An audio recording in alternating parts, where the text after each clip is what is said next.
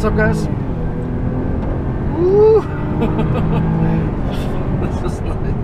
This is Tom Burkhardt from Car-Revs Daily in the 2017 Jaguar XF 35T all-wheel drive.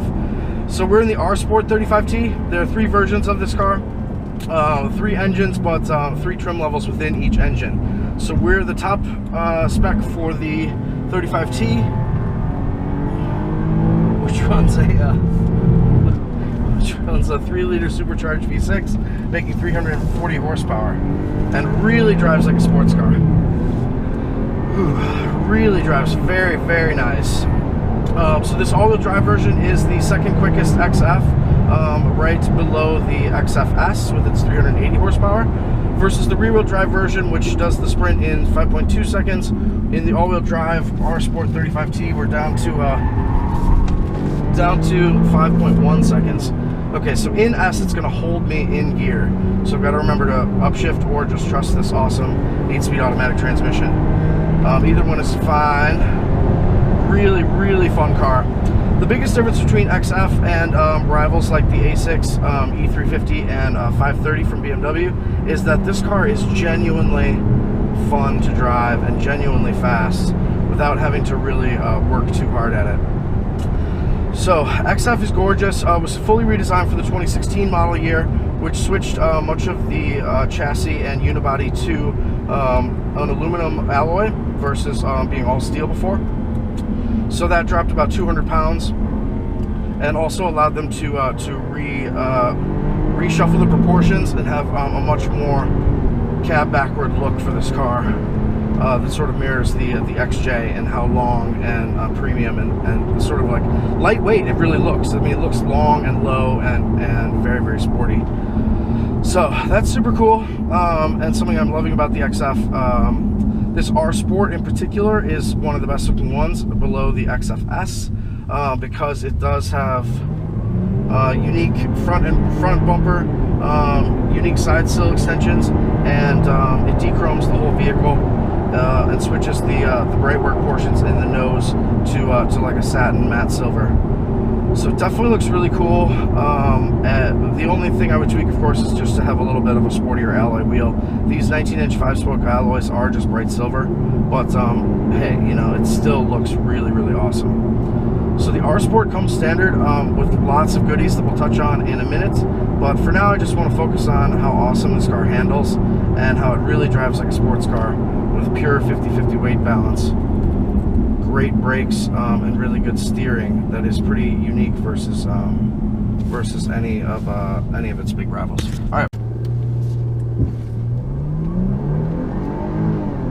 All right, and we're back. We're in the 2017 Jaguar XF 35T R Sport all-wheel drive. So doing a little more enthusiastic driving, and want to show what a fun and playful car this XF is. Gives me first this awesome 8-speed automatic, very, very speedy.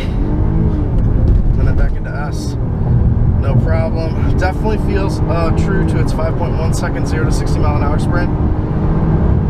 And it's very fast in general. Something that's awesome about having a supercharged engine versus all these turbos these days is there is oodles of torque right off the line. These R Sport brakes are an improvement over the standard XF brakes. This feels very fast. 340 horsepower through the supercharged 6, through an 8-speed ZF automatic with sport mode. We've got drive modes. I'm in race, or in dynamic mode, and then in S with the knob drive selector. So I'm in like as sporty of a mode as we get, and so we'll do a little more demonstration on launch start. But really, 3 overall big reasons that I think people should consider this car when they're shopping for Lexus, BMW, Infiniti, or Audi. The first reason is that it's really fun to drive. I mean, this is a car that is about 200 pounds lighter than its nearest competitor. Still has a big back seat, huge trunk, and is part aluminum. So makes it so much more fun to drive and more engaging than its rivals. This all-wheel drive version, the steering is a little bit less pure.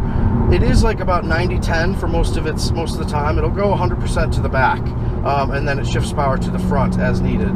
But with the all-wheel drive, it is a little bit of a less pure steering feel. But just at times, you know, in general, it's very, very good. Like on these sweeping corners, it's perfect. But there are times when it's not quite as good as the rear-wheel drive version. Ooh, so much fun. But in general, this car feels lighter, more nimble, more playful, and just more precise than its rivals, which would be like E350 or 530. BMW for 2017 has a Turbo 4, so really would be like versus the 545, which is now called the 540, is the real rival for this car. So the first reason that it's really fun to drive. Second reason is because they don't nickel and dime you. Jag is different versus. Sorry, I forgot. Jag is different versus the big German brands in that they have really, really well-equipped vehicles. Like this R Sport, for example, has 3 big option packages, but they're all no charge. Like we have the Italian red paint, head-up display, comfort and convenience pack. What are these people doing? Comfort and convenience pack, and then with like soft closed doors, power trunk, and then the tech package with In Control Touch Pro, 10.2-inch capacitive touchscreen, 60 gig solid state drive nav, so it's very speedy, and 12-inch virtual cockpit, as well as 825 watts Meridian stereo and in-car Wi-Fi. So they don't nickel and dime you with that stuff as much as some of the other big makes, where you really have to like get each of those options individually, and it just becomes hard to buy. So Jag makes these cars really easy to buy and have them be really well equipped and not missing stuff. Like even though we don't have some of the active safety stuff on this car, we do have blind spot. Oh gosh, sorry. We do have blind spot monitoring system and automatic emergency braking, as well as like a lane departure warning, I believe. So just they don't nickel and dime you. I mean, the cars are just really, really well equipped. And the second part of that is that Jag for 2017, all their cars have this like what they call Jaguar Elite Care. So so there's free maintenance for 4 years. Wait, 4 years? I think maybe 5. I think 5. Oh gosh, I wish I knew this by heart. Okay, 5 years. Yeah, 5 years, 60,000 miles of totally free maintenance, which is huge. I mean, that's so important. In the first couple of years, I mean, that's only a couple $100 a year, maybe. But in like year 2 and year 3, when you really start to have, you know, some maintenance stuff like brake pads, you know, you got some maintenance stuff that could be costing like big money. It is very, very nice to have that stuff be totally free on a premium brand, especially if you're like new to Jag. So I'm gonna let this go back over on me. It really makes the cars like approachable, especially with like their exceptional quality these days, and really just there's no compromises to be made. But to have 5 years, 60,000 miles, oh yeah, oh so good off the line. But to have 5 years, 60,000 miles totally covered is a huge asset. This program is also like on some Cadillacs and Volvos. BMW introduced it years ago, but it's just cut it for 2017. You have to pay like $2,000 to get that back on any BMW. Otherwise, they only cover oil changes for 3 years. They don't cover any of the little stuff like you know, maintenance things like wiper blades and stuff like that. The Jaguar is going to cover all of that. So that's pretty huge. And then, oh my god, nice. And then the third reason that everybody should consider Jaguar and hopefully end up with one is that they're really, I mean, this car is, that's like, I don't want to tell you what the speed is right now, but it's very, very fast, effortlessly. Great passing power too, and great stability in the straight ahead. So the third reason that Jag really should be on everybody's radar is that it's unique. It's unique and really cool and exclusive. Not that many people have these cars yet, which lets you not see yourself every 5 minutes on your commute. I mean, you really have a lot of unique and distinctive style on the road versus those sort of like dime a dozen BMWs and Mercedes. And part of that uniqueness is like the unique style is that this XF is so beautiful. I mean, it is beautiful. It's beautiful in a way that that it's hard to describe in E-Class or a 5 Series as being beautiful, because those cars are just so ubiquitous. You don't really think about them as like being special and really fantastic machines. I mean, sure, they might be fantastic machines, but they ain't special. I mean, they're everywhere. So having a Jag really sets you apart with no compromises versus its big German rivals like Audi, Mercedes, and BMW. And versus Lexus and Infiniti, really the Jag is just so much more sophisticated, because there's no cheap badge version of this car. Everything is really optimized to be super premium and high performance. From like the aluminum chassis and some of its bodywork to this drivetrain and this cabin. I mean, it's all just super premium from the get-go. So that is really something that is special with the car and sets it apart. But the biggest thing that you're going to love about the Jag XF is that it drives like a sports car. I mean, this is a sedan that is like, when you're calmed down, so I just went to D versus like S mode, so all of the gauges reconfigure themselves. When you're in a calm mode, I mean, this is just sort of a perfect, purely blissful luxury sports sedan. But really, it has a breadth of ability that is beyond those Japanese makes. For like the Q70, for example, and the GS, I mean, those don't really feel as special as this XF. So really, just sets a really high bar, and is one that you're gonna really love. Let's see how the kickdown is with this 8-speed auto in just regular D mode. So I'm going like 10 miles an hour. It's still fun, still fast. But the S mode is good. It gives you just extra ferocious kickdown, makes the steering a little bit heavier. This steering is one of the car's best assets.